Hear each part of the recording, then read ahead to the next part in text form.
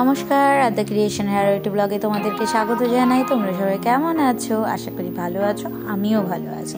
চলো, আজকে instant পিৎজার recipe নিয়ে চলে এসেছি।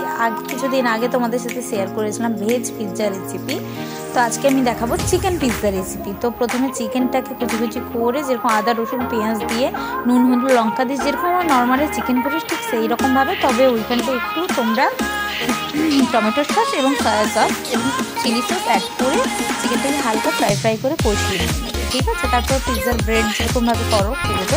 এবার প্লেটে প্রথমে তোমরা একটু বেশি করে বাটার দেবে, নাহলে কিন্তু ব্রেডটা নিচে দিকে পুড়ে যেতে পারে। তো তারপর ব্রেডটাকে ব্রেডে নিয়ে দিয়ে দেবে, তারপর ব্রেডের উপরে কাঁটা চামচ একটা ফুটো ফুটো করে দেবে, নাহলে ব্রেডটা রুটির মতো করে ফুলে যাবে। যাতে ফুলে না যায় ওই জন্যই ফুটো ফুটো করতে হবে।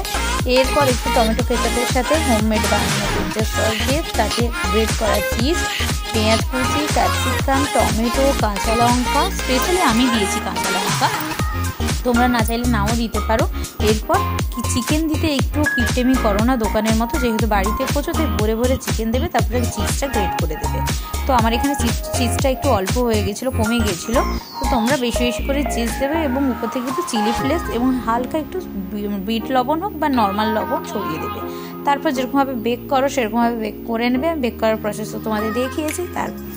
তো এখন এইটুকুনি, আবার দেখা যাচ্ছে অন্য কোনো ভিডিও।